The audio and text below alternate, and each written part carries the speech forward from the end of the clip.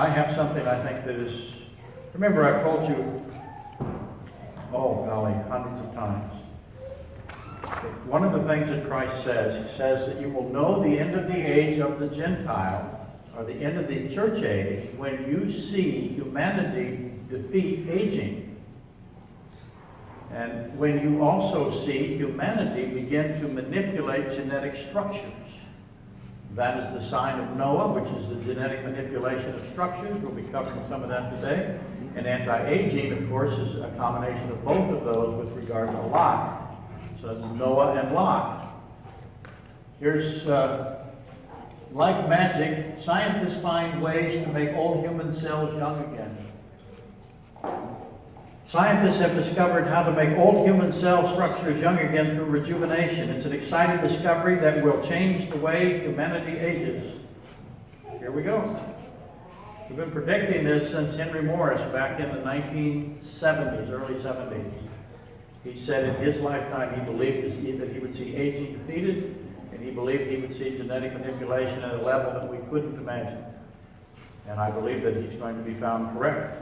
He didn't live to see it, unfortunately, but he can still see it. Researchers at the University of Exeter and the University of Brighton found they could rejuvenate cells that had stopped their natural growth cycle, causing them to start to divide again. The experiment found they not only look younger, but they behave like younger cells. This quote is from a researcher that said, "When I saw some of the cells in the culture dish rejuvenating, I couldn't believe it. These old cells were looking like young cells. It was like magic. I repeated the experiment several times, and in each case the cells rejuvenated. I am very excited by the implications and potential for this research." Oh, yeah. Excuse me. I was listening to a child billionaire. By child billionaire, somebody who has made billions of dollars in Facebook. This is the one you think, it's another associate of his. These are kids.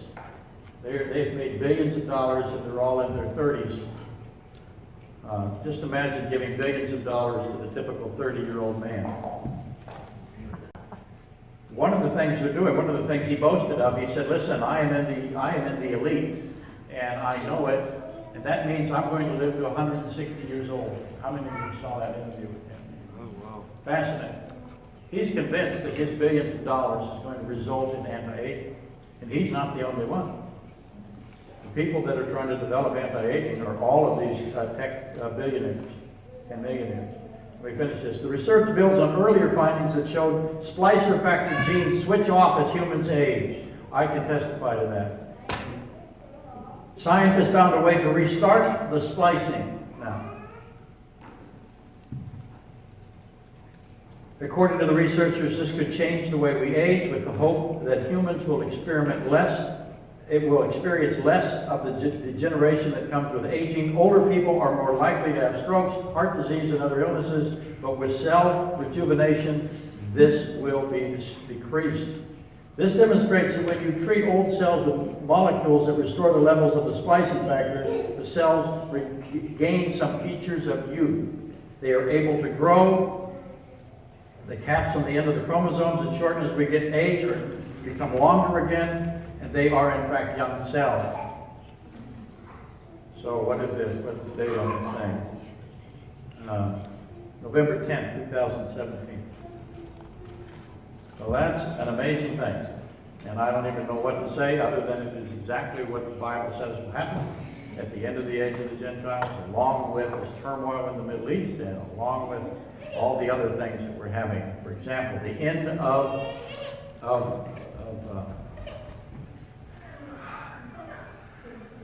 we're going to go to digital finances completely here pretty soon. All of your money is going to be gone except in the digital realm, where it can be erased and manipulated at will by whoever has control. Somebody came out recently and said that some leading pollster in the political realm, he said, what we're watching is the elites of this country managing the decline of it. And they have no concern for the people at all. They're only concerned about themselves. Yeah. That's absolutely the case. That also happens to always have been the case throughout history. That's what mankind does. So that's the uplifting, exciting, warm, fuzzy part of the lecture. We're all doomed. Eat more food.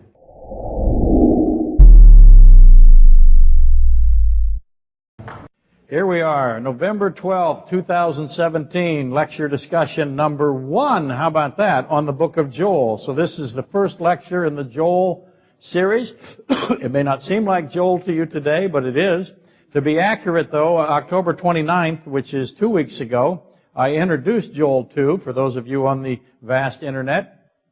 I did it, not just Joel 2, but primarily Revelation 9. It's there somewhere in audio, because Supper Dave, if he truly exists, was incapacitated. Excuse me. And that, of course, is the inevitable, eventual consequences of his riotous living, for those of you who keep track today. And therefore, he was unable to provide a video record of what would have been lecture number 300 on the book of Romans. So I had to delay 300, and I threw in, I didn't want to omit 300 from tube face or whatever it is that we do. Instead, the decision was made to present an audio-only recording of Joel 2 and Revelation 9. That's what I did on the 29th of 2017. And I knew it would be necessary when I got to this day to reprise that particular lecture, if not completely, certainly extensively, because it did not make the video either. Excuse me. Tough day. More Worcestershire. I should open that. Can't do it now. I have a new phrase that I've been told I use all the time. I always use so, they say to me. I always use anyway, and I always say, okay. So I have made it all one phrase now. So, anyway, okay. That's the lesson plan of today, an exact duplicate of October 29th. And that, of course, made the usual burdensome handwritten. See, I handwrite this. Can you believe that? All of that is handwritten. Can you see? Nobody believes me, but it's really true. I handwrite it, and my hands hurt, and that by duplicating it, I get rid of this onerous handwritten weekly monograph. I make it much less tiresome that way. And none of that's true. In case you're worried. If only I could do it. If only I could repeat something. I can't do it. I've tried it all my life. I can't do it. There was once in the infancy of Cliffside a proposal to have multiple services. I don't know if any of you remember that, to allow for optional attendance. That's the word I wrote here. Couldn't read it. Of the congregation. The thought being that would cause 2 large services to occur, as opposed to the one very small assembly that then attended. And I resisted the mathematics of that. And the 8 o'clock start time. Oh, you gotta be kidding. 8 in the morning. I just didn't see any value to that at all. To me, it seemed apparent that the result would be 2 very, very small services instead of 2 large ones. And that didn't inspire me to overcome my inherent tendencies to resist change. And I could not bring myself to repeat the same lecture. I just can't do that. Boredom is the primary concern here. Creating an operational system where everyone was in a drooling stupor, I thought that's not a good idea. I fall asleep far too often during the lecture as it is, and doubling the risk is not a priority. So I utilize my executive veto. Just imagine for a second. I'd have to write 2 disparate lectures every week because I couldn't repeat them. That's 12,000 words, handwritten in total, for 2 smallish classes. Not an inspirational picture, to say the least. Though for quite a few years, those of you who used to come on Wednesday, I did write 2 lectures a week, Wednesday, Sunday. But the interval allowed me to recover a little bit. Now imagine when you were in high school or college and somebody came to you and said that every week for the rest of your life you would write by hand a 6,000 word paper, complete with an outline and references, not to mention the required research reading. That sums up my pathetic life. That's what I have done. Term papers every week for over 30 years. If you told me that in high school, I would have run into traffic. Throw in roofing, sheetrock, framing, concrete, painting, tile, handrails, and retaining walls. Who wants to trade with me? Let the record show no one raised their hand. Okay, all of that to tell you that today is going to be different from October 29th. So if you came on October 29th and you thought that I was going to repeat it and you were going to make a run for it, stay for the buffet. Some of it's going to be the same, but most of it's going to be different. We're still going to do the diagram. We have a church age. Remember that? We're in the church age right now. That's why it's so important to know when the church age ends. One of the aspects of the end of the church age, of course, is all of this stuff that we talked about earlier. Anti-aging. The fact that we can defeat the aging or death by decay. The fact that we can begin to make genetic modifications to the existing human and animal structures. That is something that has occurred long ago in the distant past, and God said it would return. And you will, when you see this, you know the end of the age of the Gentiles, or the church age, is near. Now, of course, in that somewhere is going to be the abduction of the bride, which is the church, the taking of the bride. The bride is taken. And then when that all occurs, there is a covenant that is signed by the Antichrist, and we begin the 7-year tribulation. At the end of the 7-year tribulation is the millennial age, or the messianic age. So, and right here, of course, is the 75-day interval, or the blessing of the 1335th day.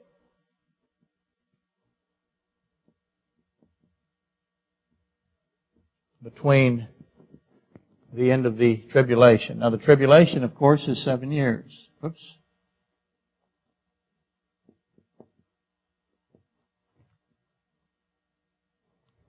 The church age has been almost 2,000 years now. Actually, probably very close to 2,000 years. The Messianic age will be 1,000 years.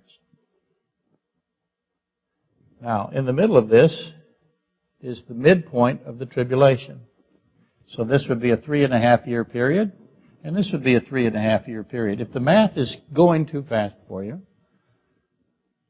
just interject and say, hey, wait a minute. And of course, these are all nicely divided as well.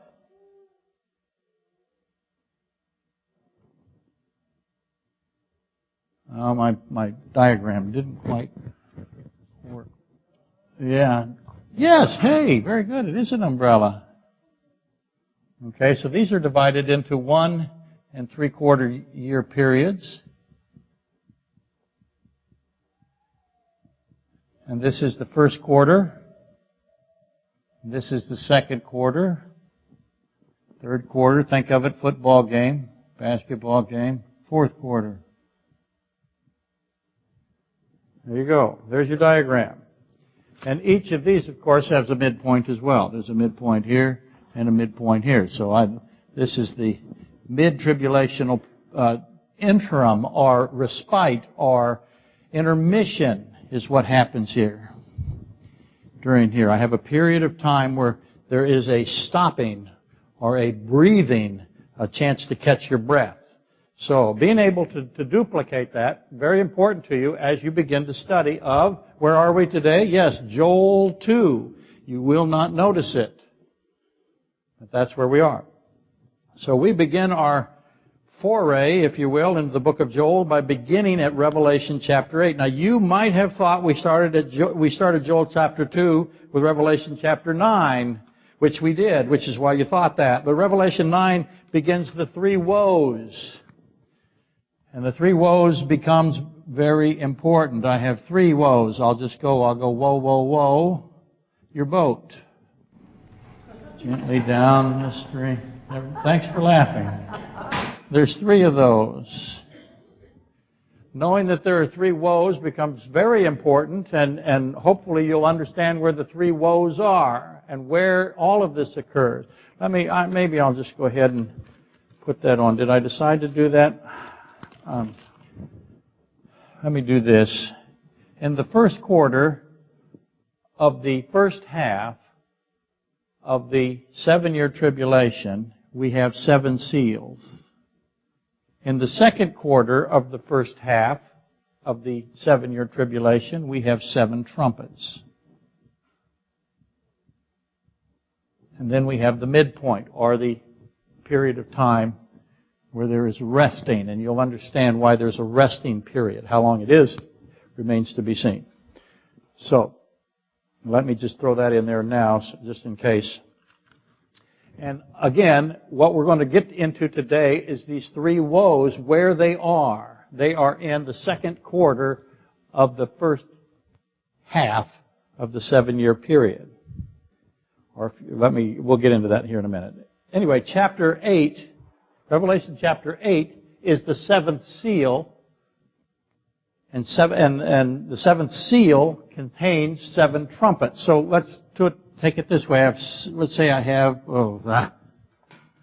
7 seals. Now, a seal, if you want to think of it this way, is think of it as an opening of a piece of material.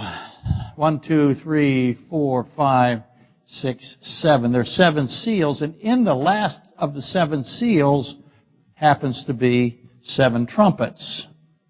So when he opens the 7th seal, that reveals 7 trumpets, and then that starts the second quarter of the first half of the 7-year tribulation. So the 7th seal contains 7 trumpets. The 5th trumpet of the 7 trumpets is the first woe of the 3 woes.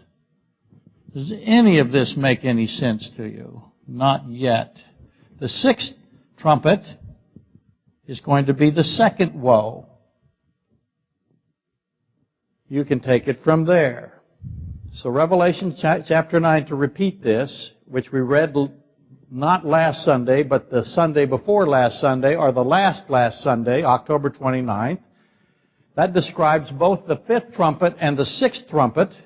And the 5th trumpet has the first woe, and the 6th trumpet has the second woe. Got me?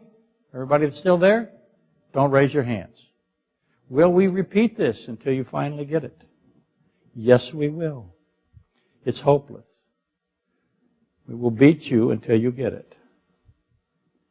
The 7th seal has 7 trumpets.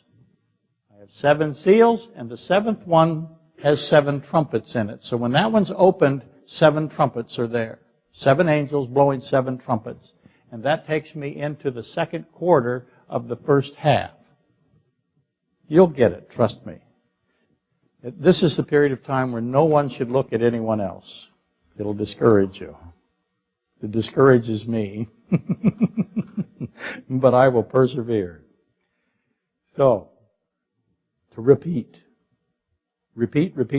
Revelation chapter 8 is the 7th seal of the 7 seals. The 7th seal has 7 trumpets. Does this remind you of the guy from St. Ives? Is it? Okay.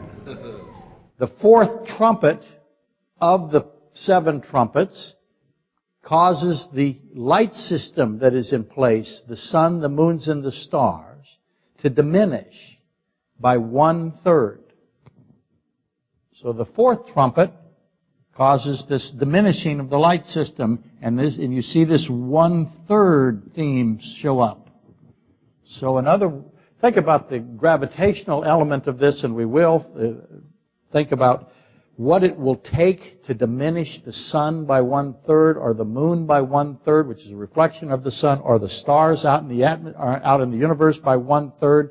This is what the 4th trumpet does. And the 4th trumpet also introduces these 3 woes. It says 3 woes are coming now.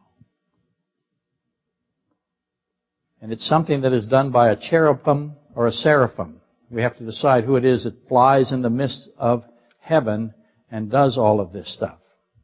Okay? Hopefully somebody is still on the bus.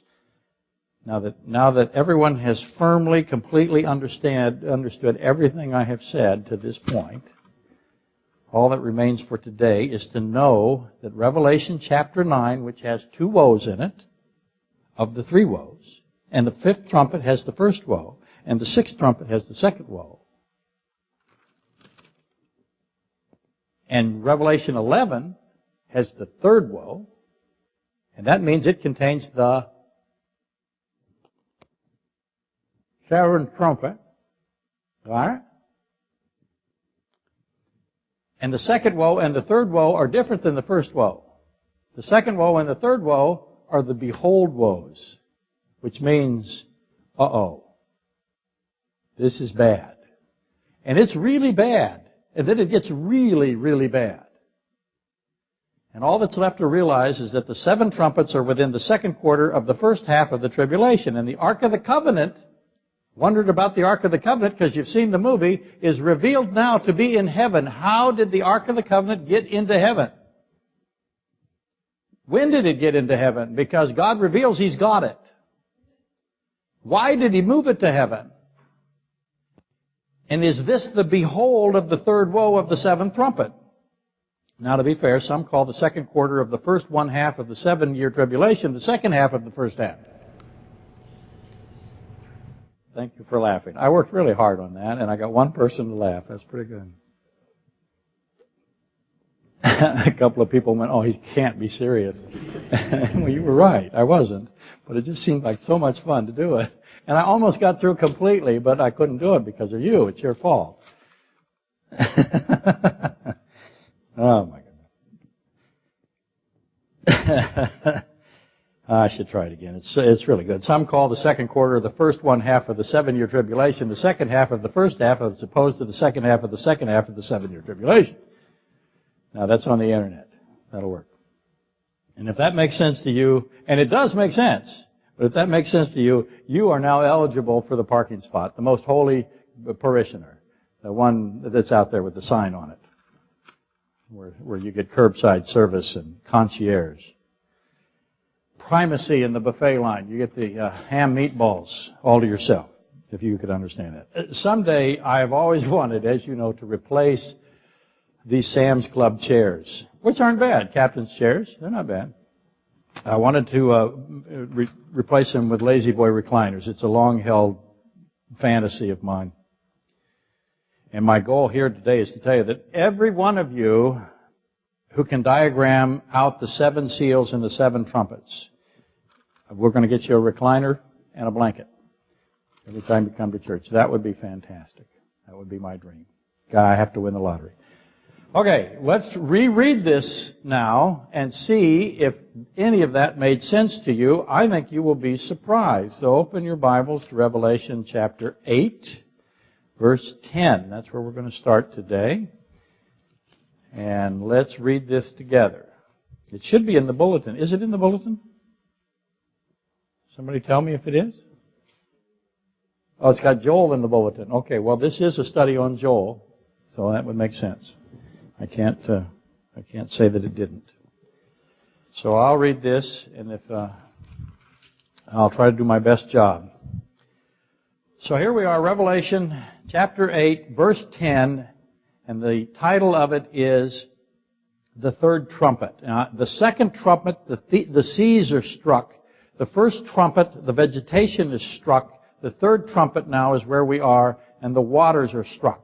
Then the 3rd angel sounded, and a great star fell from heaven, burning like a torch, and it fell on 1/3 of the rivers and on the springs of water. The name of the star is wormwood. You may be aware that Chernobyl is the Russian for wormwood. And 1/3 of the waters became wormwood, and many men died from the water because it was made bitter. Verse 12, then the 4th angel sounded, because there's 7 angels, right? Each one has a trumpet. And the 4th angel played his trumpet, if you will, sounded his trumpet. And 1/3 of the sun was struck, 1/3 of the moon, and 1/3 of the stars. There's this 1/3 that I was talking about. It's going to keep coming at you, this 1/3. And 1/3 of the day did not shine, and likewise the night. And I looked, so there's this diminishing of light that occurs here. And I looked, and I heard an angel flying through the midst of heaven, saying with a loud voice, woe, woe, woe. to the inhabitants of the earth because of the remaining blasts of the trumpet of the three angels who are about to sound. So we went through 4 trumpets. 4 horrible things have happened, but the angel says on the 5th, 6th, and 7th trumpets, things are going to be ridiculously bad. These are the woes. We haven't had woes. We had the vegetation. Let me read that. The first angel sounded, and a hail of fire followed, mingled with blood, and they were thrown to the earth, and 1/3 of the trees were burned up, and all the green grass was burned up. So there we go again, 1/3. That's the first trumpet. That's not a woe. Second trumpet. Something like a great mountain burning with fire was thrown into the sea, and 1/3 of the sea became blood, and 1/3 of the living creatures in the sea died, and 1/3 of the ships were destroyed. That's not a woe. Great star fell. 1/3 of the water of the rivers and springs became bitter. Many men died. Not a woe. The sun is diminished. The stars are diminished. The light. Something's happening to the light system. Not a woe. The next 3 are woes. So now we're going to start the 5th trumpet. Then the 5th angel sounded, and I saw a star fallen from heaven to the earth. This is a person. Now you can make the case that back here in verse 10, and a great star fell from heaven. That also may be a person. We'll have to decide. But clearly, a star fallen from heaven to the earth is a person. To him was given the key to the abyss, or the bottomless pit. And he opened the bottomless pit, and smoke arose out of the pit like the smoke of a great furnace. So the sun and the air were darkened because of the smoke of the pit. Then out of the smoke locusts came upon the earth, and to them was given power as the scorpions of the earth have power. In other words, a scorpion is similar to what is coming out of this abyss. They were commanded not to harm the grass of the earth or any green thing. How much grass and green thing is left? 2/3. So somebody comes down and is given a key, and he opens a pit, and out of the pit comes something. And these somethings were commanded, don't harm the grass, the remaining 2/3, or any green things, but only those men who do not have the seal of God on their foreheads. Who has the seals of God on their foreheads? That is chapter 7. Tells you who the sealed are. It's 144,000 of them. Can't harm them. Only you can go. It tells the things, if you will, that come out of the abyss. It's going to describe them in a moment. We'll have to decide who they are. You cannot kill anyone but the unsealed. And they were not given authority to kill them. So they can't harm the sealed. They can only harm the unsealed, but they can't kill the unsealed. Make sense? Nod your head whether it does or not. It builds my morale. No one's willing. Oh, yay, one. And they were not given authority to kill them. Who is telling them, who has the power to say you can't kill? Start thinking about that. But to torment them for 5 months. So, the 5th trumpet is a 5-month duration. Why 5 months? And if you were here a couple of weeks ago, we started this whole process. I asked a whole bunch of questions about it. We'll repeat some of that, so if you weren't here, you'll be fine. And they were not given authority to kill them, but to torment them for 5 months. Their torment was like the torment of a scorpion when it strikes a man. If you've ever been hit by a scorpion, I have all these stories in Hawaii about gathering rocks for luau pits, and there's scorpions all over the place, and I would pick the rocks up not knowing there were scorpions underneath. They all thought I was crazy. They were right. I wasn't, though, crazy. I was just completely ignorant of scorpions until I saw one. I told you the story, I'm sure. I'm over there just grabbing rocks. Dumb Howley. And they're watching me like eyes as big as frisbees going, what is this guy doing? And I'm just grabbing them. We need rocks. Well, let's go get the rocks. They're over there getting a rock like this. That's how they're doing it. I'm just Rabbit box. Man, is this a brave howly boy. They thought I was amazing. Finally, I asked him, what's the problem? Scorpions. Big ones. Welcome to Hawaii, where everything is big. Centipedes, scorpions, praying mantises. I had one land on my head, on my face. I only have so many stories, and I repeat them. If you've heard them all before, there's one person who hadn't heard any of them. We won't point her out. That would be impolite. She goes first in the buffet line, so it's worth it. Do I do this to every visitor, young lady? Yes, I do. Yeah. Be kind to her. Not like you've been to the others.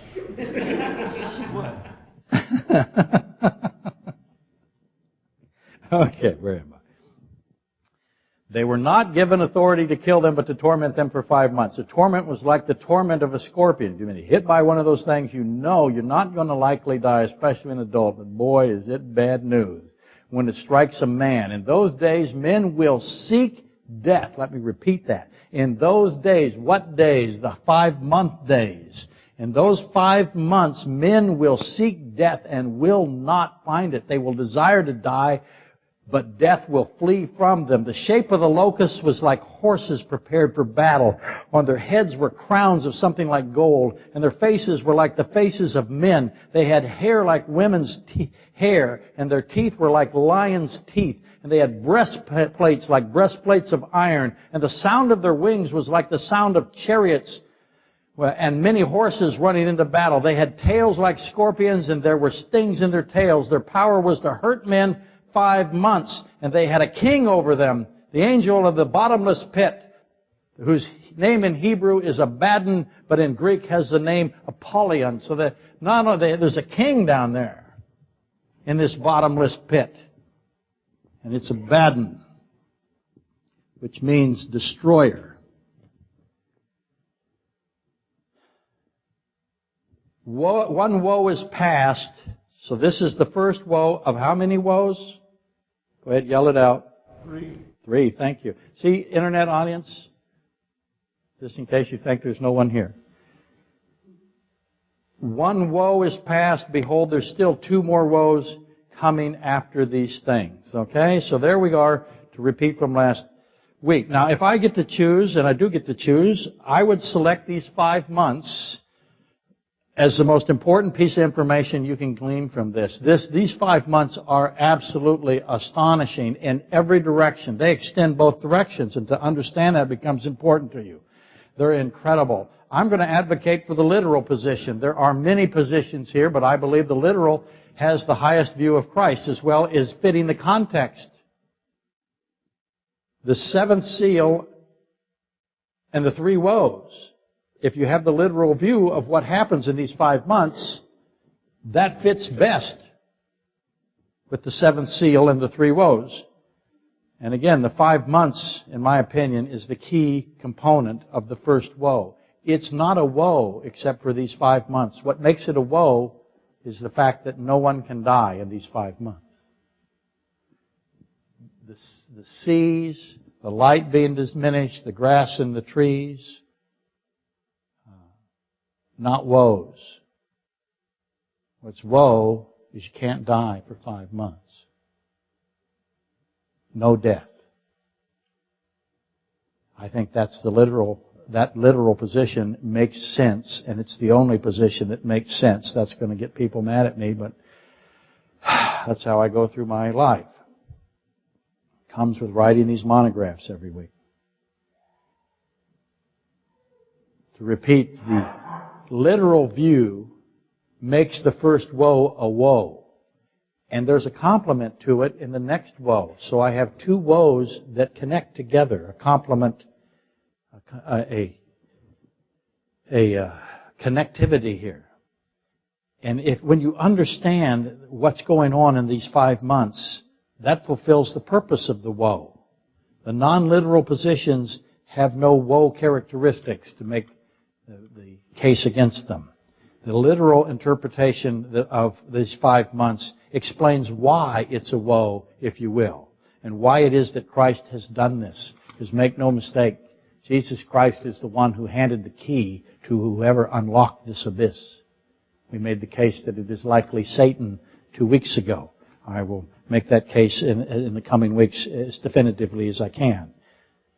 Christ, He's the one with the keys. He holds the keys, all the keys, Revelation 1:18. He is the Lamb that is spoken of in these chapters. He's the Ancient of Days. He is Creator God in the flesh. He's the one who sits on the throne here. That's Revelation 7:10. He's the one who lives for all eternity, Revelation 10:6. That's why, again, as you know, He's called the I Am. God is the I Am because He is outside of time. To live for all eternity means always, He lives always. That means before time. It is Jesus Christ who allows this. That's an important word. Allows.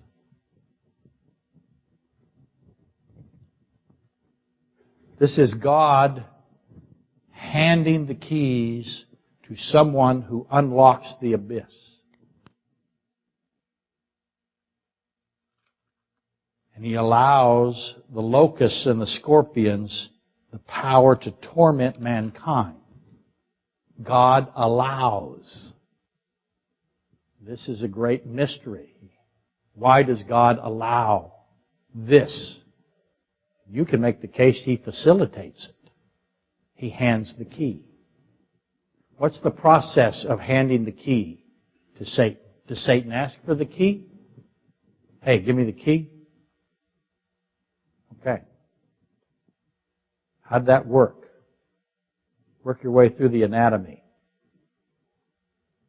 Christ called him in and says, here's the key. Go unlock the abyss.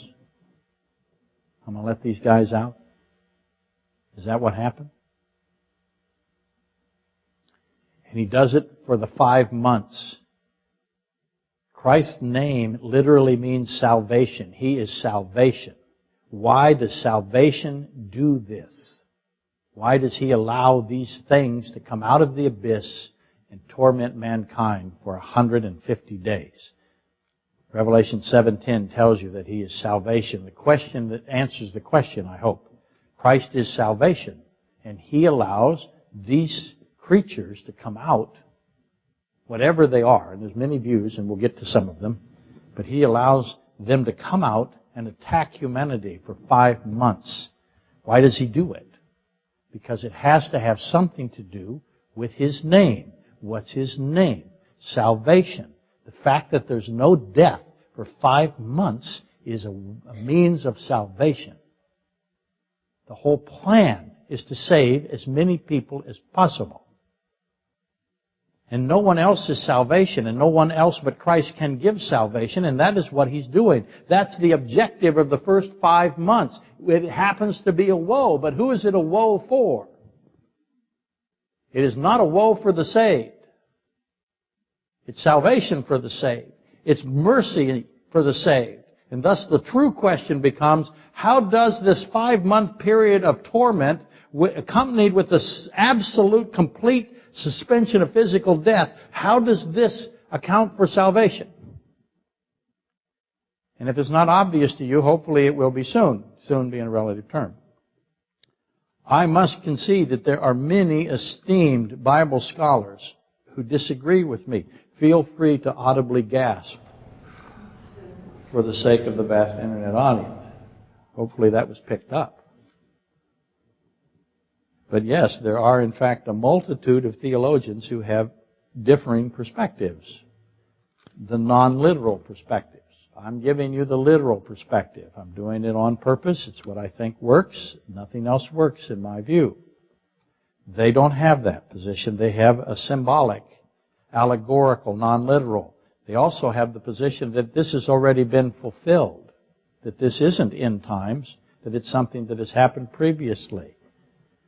For example of that, they propose that the 5 months is really 150 years. Now, how do they get there? Well, there's 30 days in a month, there's 5 months, 150 days, every day is a year, 150 years. That's what they do. You'll run into that in every seminary that you go to. Don't waste your money. You can now use the internet. It's surprising that some of these seminaries are still in business. I'm doing my best to get rid of as many of them as I can every Sunday. They know it. Fortunate for them, I am no one of consequence. But anyway, what they do... okay. What they do is they assign the 150 years to Muhammad, to his conquests. He started preaching in 612 AD, and Baghdad was built in 762. And that is 150 years, and that is the 5 months. That's the position that is taught in the majority of the seminary institutions that I am aware of. And these Mohammeds, these men that followed him, they are the locusts and the scorpions, and they ascend and torment the Roman clergy, or the remnant of the Roman Empire.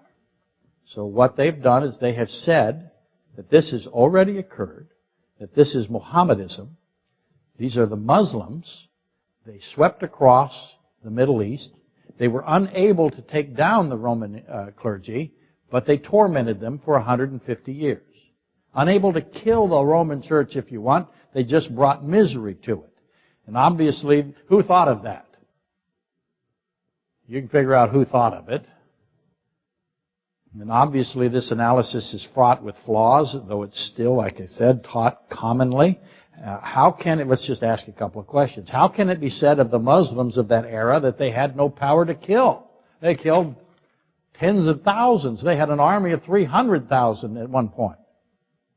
Eventually, it took them a while to gain that.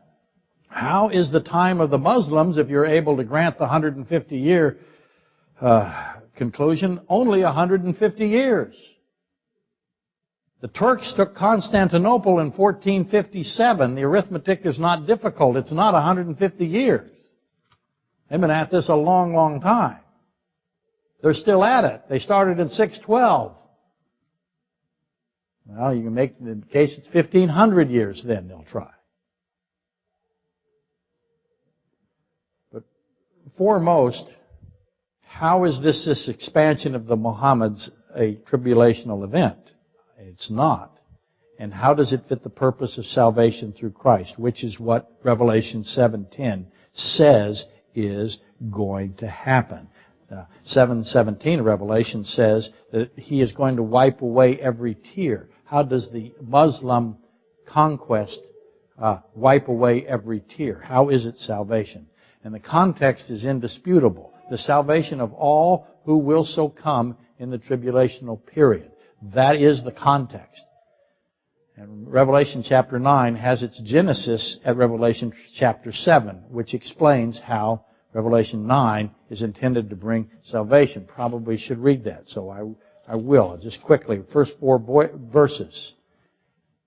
Chapter 7, then chapter 8, then chapter 9. I get big money for doing this, right?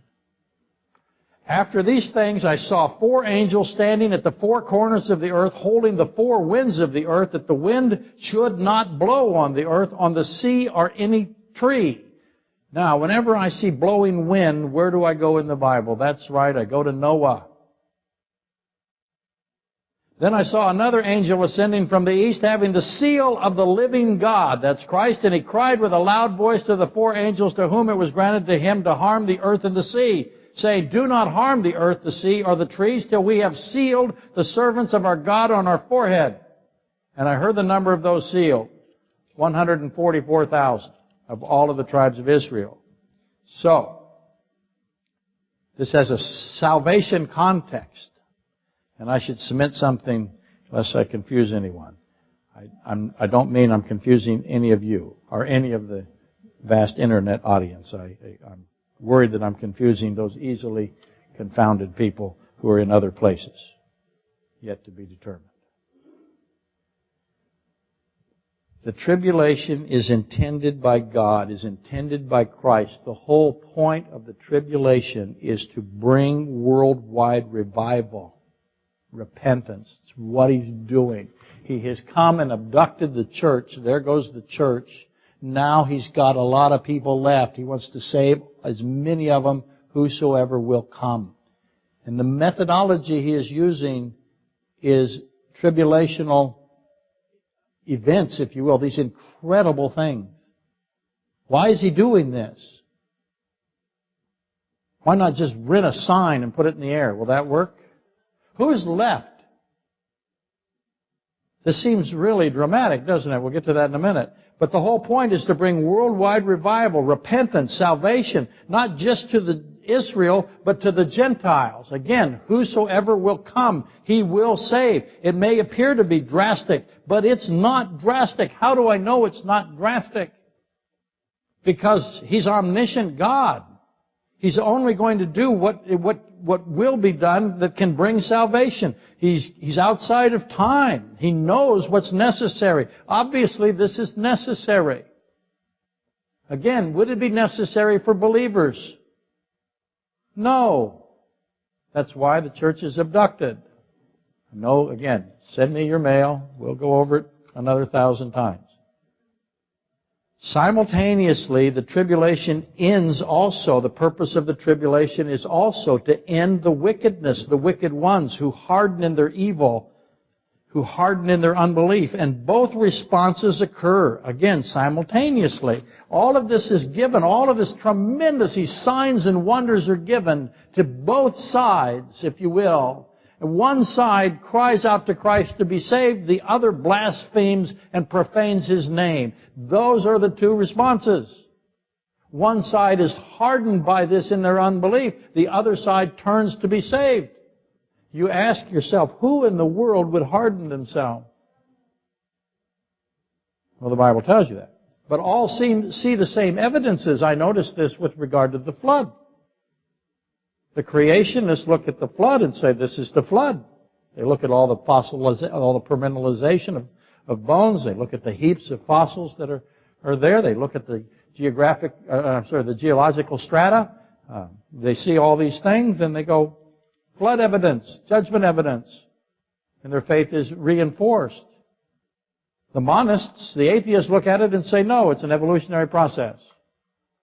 Uniformitarianism.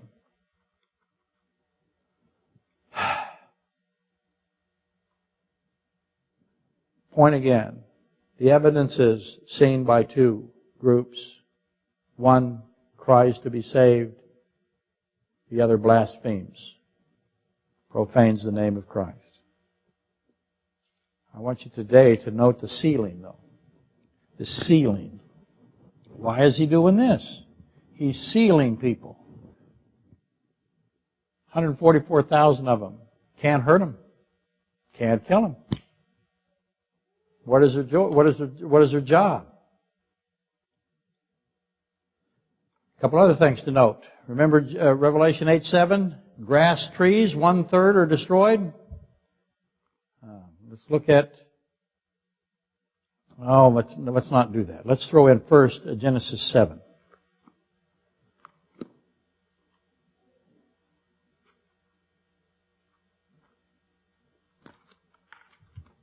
Oh, I had marked it.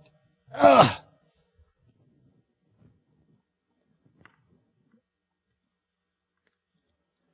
Where shall I start?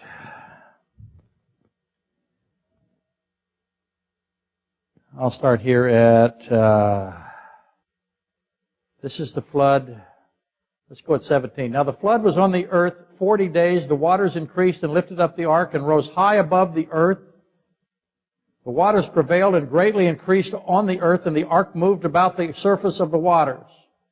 So I have the Ark of Noah here being discussed. Remember, I told you the Ark of the Covenant is going to be discussed in Revelation.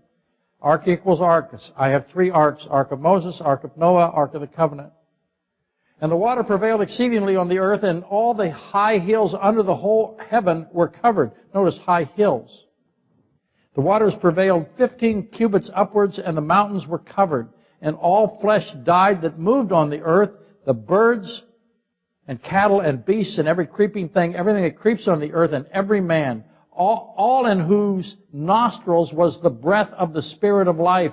All that was on the dry land died. So He destroyed all living things which were on the face of the ground, both man and cattle, creeping things, and bird of the air. They were destroyed from the earth. Only Noah and those who were with him in the ark remained. And the waters prevailed on the earth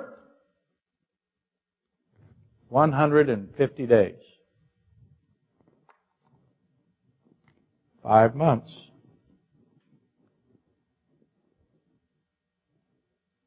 Then God remembered Noah and every living thing and all the animals that were with him in the ark. Obviously, the Noahic flood compares to the 5 months of no death. I have 5 months of complete death. Now I have 5 months of no death. That's why I have the literal view. It's no death. No death means no death. We talked about this 2 weeks ago. If you can't die, what are you thinking? And you're seeking after death, and you can't die. No one can die for 5 months. It's the exact opposite of the Noahic flood. You want to die, you try to die, the Bible says to you, but you cannot die. There's no way you can. Try to imagine that. What is His purpose? Why is God doing this? Because He's doing it. This is His way of saving people. He makes it impossible for 5 months to die. Suspends death completely. Knowing why helps you understand the first woe. The waters prevailed for 5 months. The torment prevails for 5 months. Everything dies, nothing dies, 5 months. Now here comes, gotta hurry now, gotta hustle. Here comes Revelation 9:13 through 21. This is the second woe, and it is almost identical to the first woe. That's not an accident. It's not identical. There's something that is slightly different. That tells you that there are two of them. Then the sixth angel sounded. What's he got? A trumpet. What's he going to do? He's going to blow his trumpet. What's it going to be? It's going to be the second woe. So now I've got 2 of the 3 woes are going to go. This is something also horrible.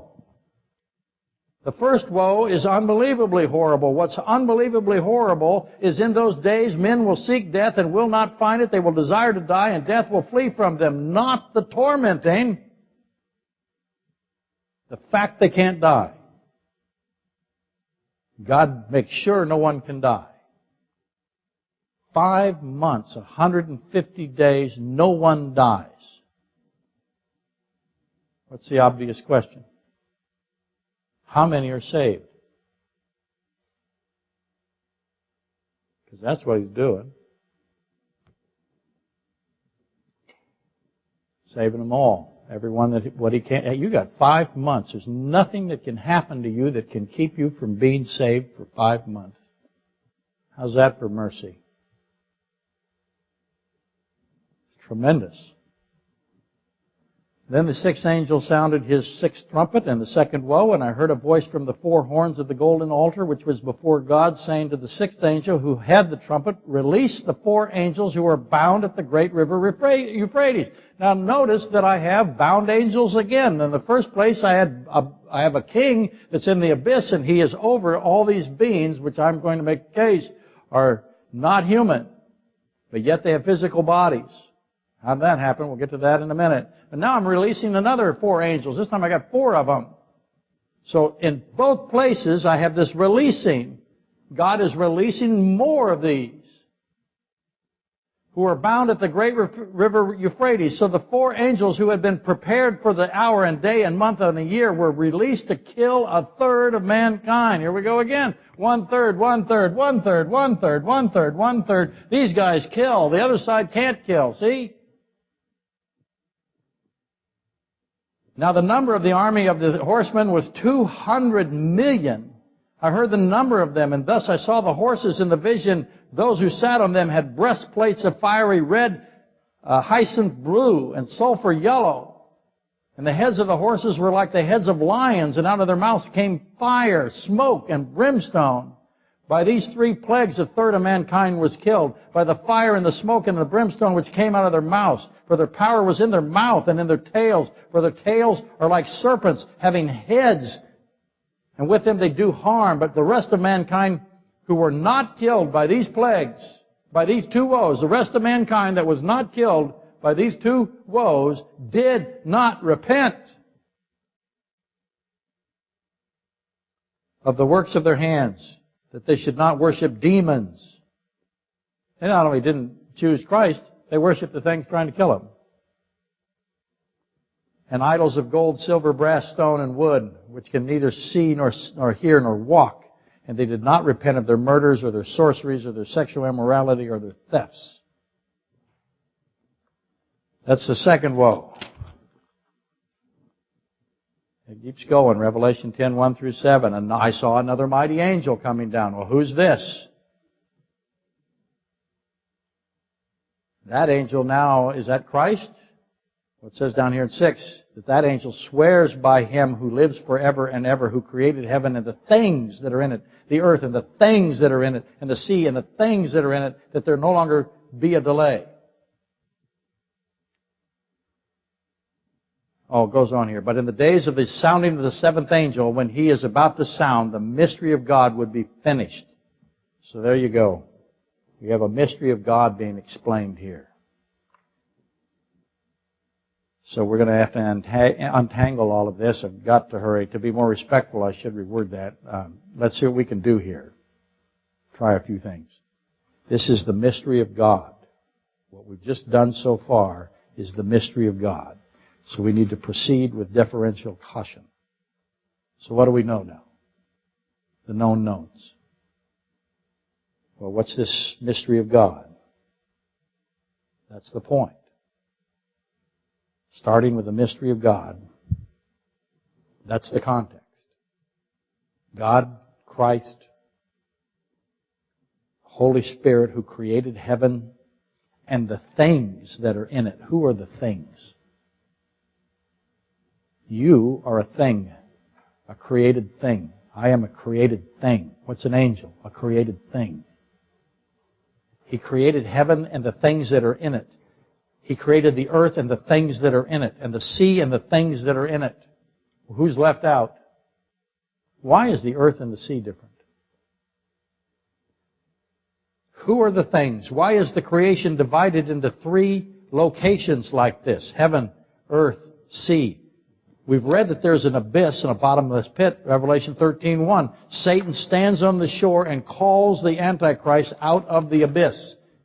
In Revelation 9, a fallen star is given a key. Again, I propose that's Satan. He's allowed to open the bottomless pit. Allowed. God allows. That is an amazing mystery. People are all over the world today. I guarantee you tomorrow you'll read it every single day. Why does God allow? Why does God allow?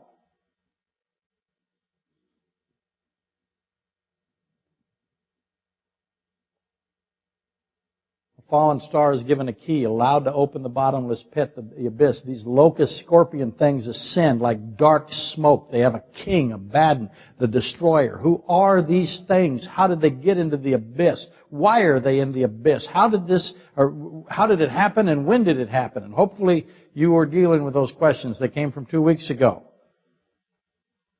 We know now, Revelation 10:5, that Jesus Christ, Creator God in the flesh, created what was in that abyss and what is below that river Euphrates, in that cavern. Why would He create these things? Is this their original form, would be the next question. Do we have something that God has created that humanity has modified? Have you seen a chihuahua? Mean little things. Have you noticed that? Yeah, we had one. Have you seen a dachshund? We can't be sure what that is. Chihuahua, there was an internet thing that said that chihuahuas were really rats. Did you see that? A guy got mad at his girlfriend who owned a chihuahua, so he invented this university that came out with a document that said chihuahuas genetically were rats. And he gave it to her as proof that her dog was a rat. She believed it. And it went all over the world. Now about 92% of all high school graduates in the United States believe that chihuahuas are rats, because they believe everything on the internet. We're doomed. You know that, right? We're absolutely doomed. Have you talked to anybody? It's over. That's right. That's good news.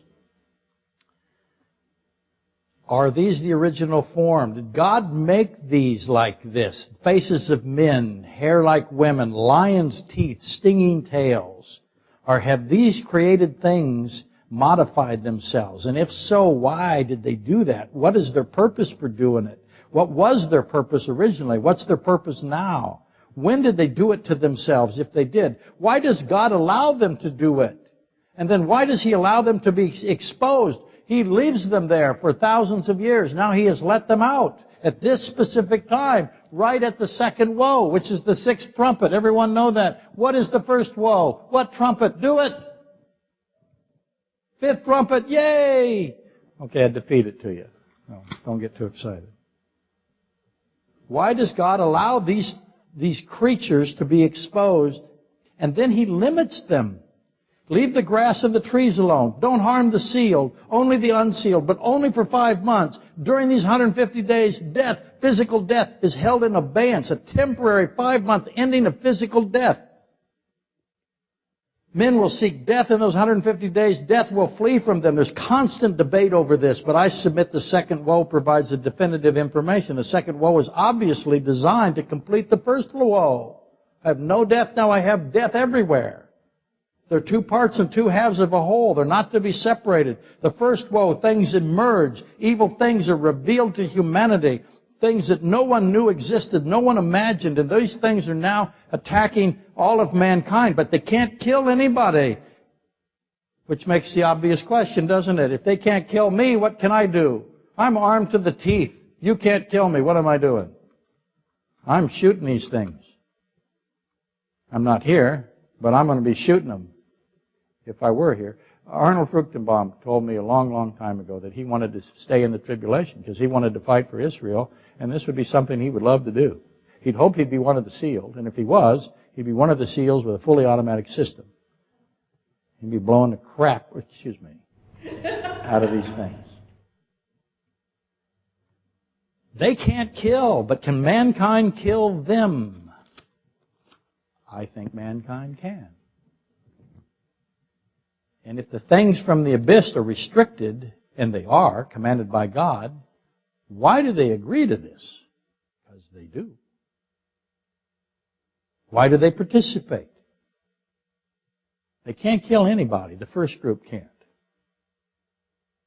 Why do they attack, knowing they can't kill anybody? Why does Abaddon, the king, agree to these conditions? What's his advantage?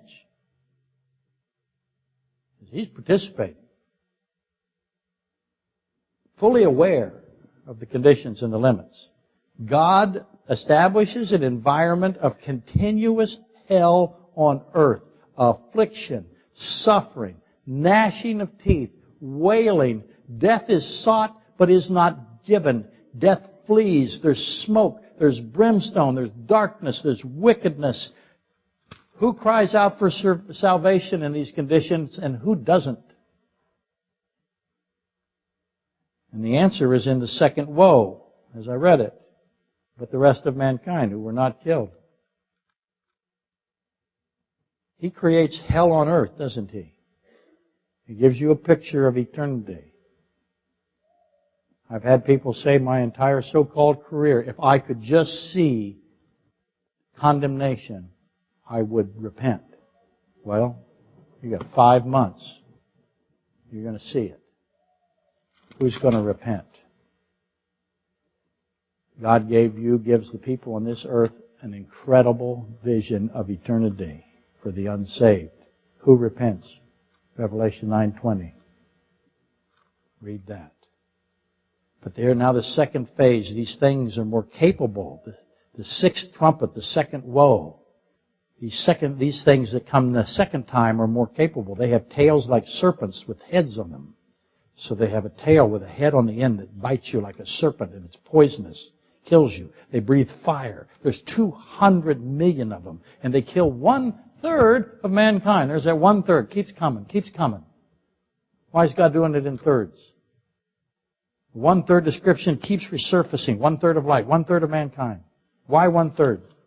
For today, start paying attention to the angels. First woe, bottomless pit, Abaddon, king of the occupants of the abyss. Second woe, 4 angels released. Different, but 4 of them this time. Not 1 king, 4 kings. released from beneath the Euphrates, which is a pre-flood river, by the way. Who are these four angels? When were they imprisoned? Why are they freed? Who do they command? Why are they permitted to kill? And the first group doesn't. This is total war. 18 months. There's 5 months of this woe. There's 13 months of this woe. This goes on for 18 months. Total war. Man versus angelic creature thingies. God only creates goodness, Genesis 1:31. To repeat, how did these things become what they have become? Why did He allow it? An important element is the finite aspect of the released hordes. They number in the hundreds of millions. That's not very many. Did you get that? Hundreds of millions, but that's not very many. Bill the Fast has that much ammunition. Pretty close. There's not very many of them. 200 million. Well, let's call it, let's double it. Let's call it 500 million. That's not very many. You think it's a lot. They kill a third of mankind. They are overwhelmingly outnumbered. I hope you understand that. Humanity has no restriction on multiplication. Self-imposed. Planned Parenthood. That's as doomed a group of people that has ever existed. By the way.